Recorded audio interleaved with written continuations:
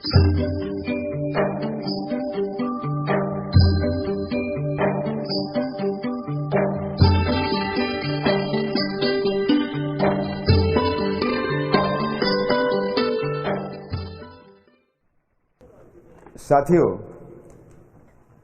जैसे मैंने पहले दिन आपको बताया था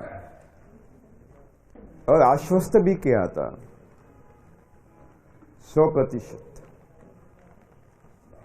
कि शून्य लागत आध्यात्मिक खेती में केवल 10% पानी चाहिए, 90% बचत है। इसका अर्थ क्या है? इसका अर्थ यह कि मेरी विधि में कुएं में कितना पानी है हम देखते नहीं, तालाब में पानी कितना है हम देखते नहीं, बांधों में कितना पानी है डैम में हम देखते नहीं। इसकी आवश्यकता ही नहीं है। ईश्वर ने हमें पानी का महासागर दिया है, वो है हवा। हवा पानी का महासागर है। उस हवा के पानी का हम उपयोग करते हैं। बारिश काल में, वर्षा काल में 90% नमी होती है, 90% रिलेटिव ह्यूमिडिटी। यानी 100 लीटर हवा है तो 90 लीटर पानी है बाष्प के रूप में। शीतकाल में 65% नमी होती है, यानी 100 लीटर हवा में 65 लीटर पानी है। और ग्रीष्म काल में 35% यानी 35 लीटर पानी है। उल्टा मई में मात्रा बढ़ती है नमी की, क्योंकि मानसून पूर्व बारिश आती है। भगवान ने हमें महासागर दिया है और उस हवा से पानी को खींचने का काम दो बातें करती है, जो जीरो बजट खेती की रीढ़ है। एक है ह्यूमस, दूसरा है आच्छादन। 1 किलो ह्यूमस एक दिन में हवा से 6 लीटर पानी खींचता है, संग्रहित करता है। कितना? 6 लीटर 1 किलो ह्यूमस। और जड़ों को उपलब्ध करता है, जड़ों को। रात को ये काष्ठ आच्छादन बहुत ज्यादा मात्रा में हवा से पानी खींचता है और जड़ों को उपलब्ध करता है। ये मुख्य स्रोत है। मैं आपको उदाहरण दूंगा। मई महीने में भर दोपहर को 2 बजे 48°-57° तापमान में आप खेत में जाइए। एक सूखे घास का गट्ठा पड़ा है, बंडल पड़ा है, वो गट्ठे को उठाइए और उसको तोड़ने का प्रयास करिए। तुरंत टूटता है, उसकी नमी नहीं है, तुरंत टूट जाता है। उसके नीचे की मिट्टी उंगलियों से खोदे, आपका स्पर्श कहेगा, ये त्वचा कहेगी इसमें शुष्क है, उसमें नमी नहीं है। गट्ठा रख दीजिए, वापस आ जाइए। दूसरे दिन प्रातः काल 4 बजे आप उस खेत में जाइए। प्रातः काल 4 बजे वो सूखा गट्ठा जो था वो उठाइए, उसको तोड़ने का प्रयास करिए। टूटता नहीं, क्योंकि उसमें नमी है, नमी है। नीचे की मिट्टी देखिए, नमी है। कहां से नमी आई? बारिश नहीं आई, सिंचाई का पानी वहां तक नहीं गया, आपने सिंचाई भी नहीं की, पानी कहां से आ गया? इसका मतलब है ये पानी कहां से खींचा? हवा से खींचा।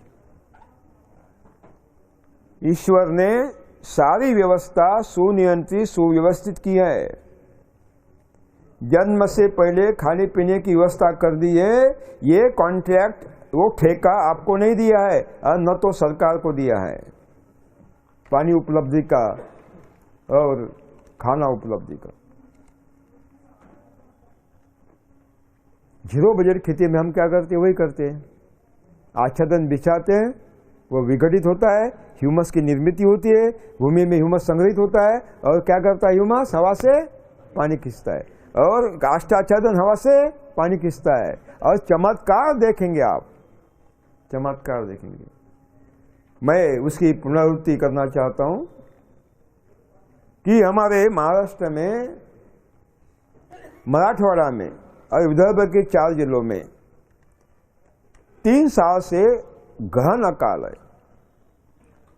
उसी समय उत्तरी कर्नाटका में गहन अकाल है, रायलसीमा में गहन अकाल है, तेलंगाना के, और पश्चिमी तमिलनाडु में गहन अकाल है, और केरला के वायनाड इडुक्की जिले में गहन अकाल है। वहां से मैं घूम कर आया हूं। चमत्कार देखोगे, पड़ोस का कपास रासायनिक कृषि का सूख गया है, पड़ोस का सोयाबीन सूख गया है, पड़ोस का गन्ना सूख गया है रासायनिक का, पड़ोस के अनाज सूख गए, उसी मेड़ के बाजू में हमारा खेत खड़ा है, हरा भरा है, लहरा रहा है, फलों से लदा हुआ है। ये भी हमने YouTube पर डाल दिया है, कोई भी डाउनलोड कर सकते हैं, देख सकते हैं, खुलेआम, पत्रकारों को लेकर जांच करने के बाद। We have the evidences। इसका मतलब है हमारी फसल क्यों नहीं सूखी? इसके 2 कारण हैं। हमारा आच्छादन क्या किया, रात को क्या किया, उसने खींच लिया, और साथ में ह्यूमस ने पानी खींच लिया, और केशाकर्षण भी हमारा काम कर रहा था, नीचे की नमी ऊपर ला रहा था। चिंता की कोई बात नहीं। गहन अकाल अब के नहीं है, पुरातन काल से गहन अकाल पड़ रहे हैं। ये तो चक्र है, ये मानसून का चक्र है। हिंद महासागर और प्रशांत महासागर, इनमें जो हलचल चलती है पानी में, उसके अनुसार मानसून अपनी गति और दिशा बदलता है। ये क्या है, निनो बोलते हैं, अल निनो क्या है? जब प्रशांत महासागर के पानी का तापमान बढ़ता है, वहाँ कम दबाव निर्माण होता है, और हमारे हिंद महासागर का सारा बाष्प कहाँ चला जाता है? उधर चला जाता है। यहाँ अकाल पड़ता है, अकाल पड़ता है, मेघ खाली आते हैं। ये चक्र को हम बदल नहीं सकते, चक्र को बदल नहीं सकते, लेकिन एक जरूर कर सकते हैं, जो स्थिति है उसमें बदलाव ला सकते हैं, 0 बजट खेती के माध्यम से जरूर ला सकते। साथियों, अगर ये वास्तविकता है कि हमारी खेती अकाल में भी सुरक्षित रहती है, घने घने अकाल हुए, सारे पौधे सूख गए, फल पेड़ किसानों के खेत के, खाने के लिए मोहताज हो गई जनता, पीने के लिए पानी नहीं मिल रहा है, झगड़े हो रहे हैं पानी के लिए। हो सकता है ये वैश्विक तापमान वृद्धि के माध्यम से अगला महायुद्ध केवल पानी के लिए होगा, ये स्थिति आन पड़ी। मैंने अफ्रीका में भी ये सब देखा आंखों से। तो चिंतनीय स्थिति है, चिंतनीय है, गहन चिंतनीय है। लेकिन उस अकाल में जब आपके पौधे सूख गए, जंगल के पौधे क्यों खड़े हैं, हरे भरे हैं, क्यों? मेरा सवाल है कुछ वैज्ञानिकों को। ये खेत में पौधे सूखे, मेड़ का पौधा हरा भरा क्यों है? इमली का, इमली को अकाल में भी अनगिनत फल, बल्कि ज्यादा फल। प्रभु की व्यवस्था है, ईश्वर की व्यवस्था। क्योंकि वहां सारा काष्ठाच्छादन, निरंतर पत्ते गिरते रहते हैं, मेड़ों में जंगल में रहते हैं ना, उसका ह्यूमस निर्मित निरंतर होती रहती है। और ये ह्यूमस और ये आच्छादन कहां से पानी खींचते हैं? भूमि से, हवा से खींचते। तो जिंदा है, हरे भरे। नहीं तो जंगल कभी के खत्म हो जाते, कभी के खत्म। ऐसा नहीं होता, ऐसा नहीं होता। इस ईश्वरीय व्यवस्था को सुव्यवस्थापित करने के लिए जल प्रबंधन अतिशय महत्वपूर्ण भूमिका निभाता है। ख्याल में मैं आपको 90% बचत हम कैसे कर सकते इसका एक उदाहरण बताऊंगा।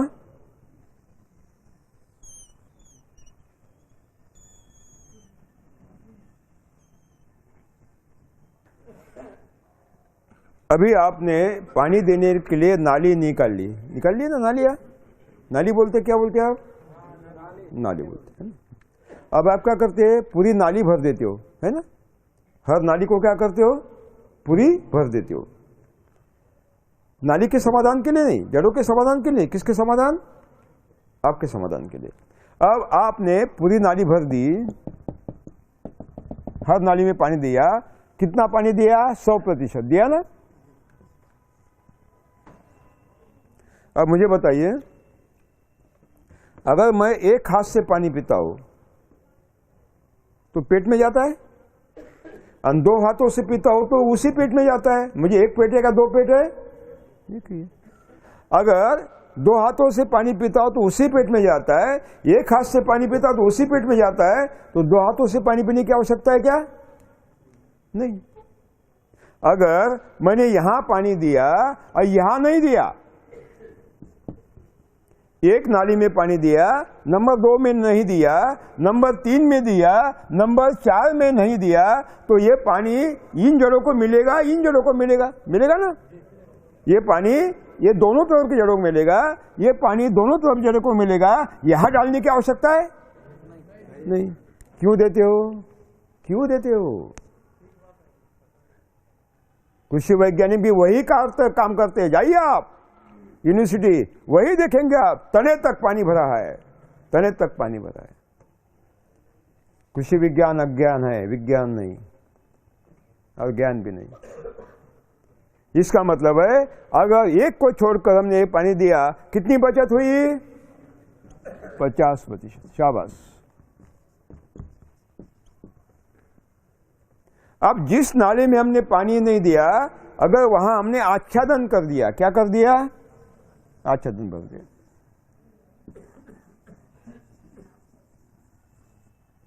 आच्छादन भरने से क्या होगा?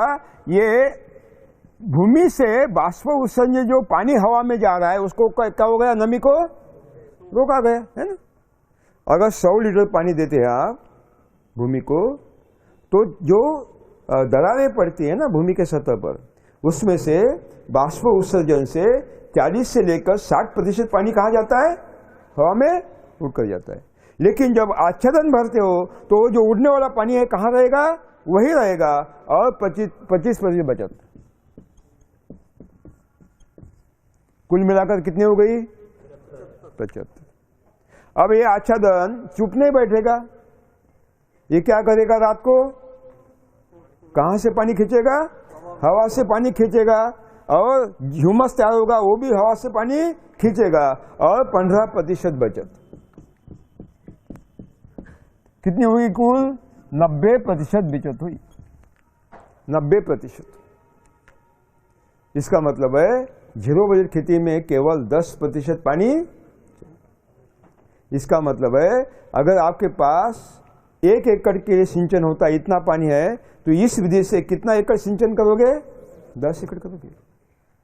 आज अगर भारत सरकार के पास इतना सिंचाई का पानी उपलब्ध है, जिससे समझ लीजिए कि 1 करोड़ एकड़ भूमि सिंचित होती है, अगर इस विधि को स्वीकार करते हैं तो कितना 10 गुना ज्यादा सिंचन कर सकते हैं। नया डैम बनाने की आवश्यकता नहीं है, विदेशी पैसा लाने की आवश्यकता नहीं है, किसानों को बर्बाद करने की आवश्यकता नहीं है भूमि ग्रहण से। और अगली नस्ल को खाने के लिए अनाज नहीं मिलेगा तो हिंसा करेगा, वो हिंसा होने की आवश्यकता। इसका मतलब है पानी कैसे करना है? फिर कहाँ देना है? एक छोड़कर एक नाली में देना है, दूसरी नाली में क्या करना है? आच्छादन भर देना है ना। और जितनी पानी की बचत उतनी बिजली की बचत। जितना कम पानी लगेगा उतना ही मोटर कम चलेगी ना, और मोटर कम चलेगी तो बिजली की बचत, डीजल की बचत। आज भारत सरकार यानी दाम गिर गए हैं खनिज के, डीजल पेट्रोल के दाम बिक गए, खनिज के, तो भी एक साल में 10 लाख करोड़ रुपया खर्च करती है काय पर? आयात पर, डीजल पेट्रोल के आयात पर 10 लाख करोड़, 10 लाख करोड़ बहुत बड़ी रकम है, विशाल रकम है। 6 लाख देहात है, 6 लाख। अगर ये 10 लाख करोड़ रुपए बच गए तो एक गांव को हम 1.5 करोड़ रुपए दे सकते हैं, एक गांव को 1.5 करोड़ दे सकते हैं विकास के लिए, इतनी बड़ी रकम है। एक दिन वो डीजल समाप्त होने वाला है, पेट्रोल समाप्त होने वाला है। इसका मतलब है आज बिजली पैदा करने के लिए जो अभ्यास करे, जिस कोयले पर बिजली पैदा करे वो कोयला समाप्त होने जा रहा है। आज भी शुद्ध कोयला हमारे पास मिलता नहीं, हम ऑस्ट्रेलिया से आयात कर रहे हैं लाखों टन। एक दिन तो वो सब खत्म हो जाएगा, फिर कहां से लाओगे? इसका मतलब है कि हमें जो अपारंपरिक ऊर्जा है, जैसे सूरज की ऊर्जा है, सौर ऊर्जा है, पवन ऊर्जा है और गोबर गैस की ऊर्जा है, उसका उपयोग करना पड़ेगा। लेकिन पहले तो बिजली की बचत भी करना पड़ेगा। इस विधि से अगर 10% बिजली चाहिए, 90% बिजली की बचत होगी, तो जो भी बिजली आज हमारे पास उपलब्ध है उसी बिजली से कितने गुना किसानों को कनेक्शन दे सकते हैं? 10 गुना ज्यादा किसान। आज जो किसानों की आत्महत्या हो रही है उनमें बिजली नहीं मिल रही, इसके भी आत्महत्या हो रही है। फसल कड़ी है, कुआं खड़ा है, पानी खड़ा है, बिजली नहीं है, मोटर बंद है, फसल चौपट हुई, आत्महत्या नहीं करेगा तो क्या करेगा? क्या करेगा? इसका मतलब है कि जल प्रबंधन में हमें इस तरह का नियोजन करना है। समझ में आ गया?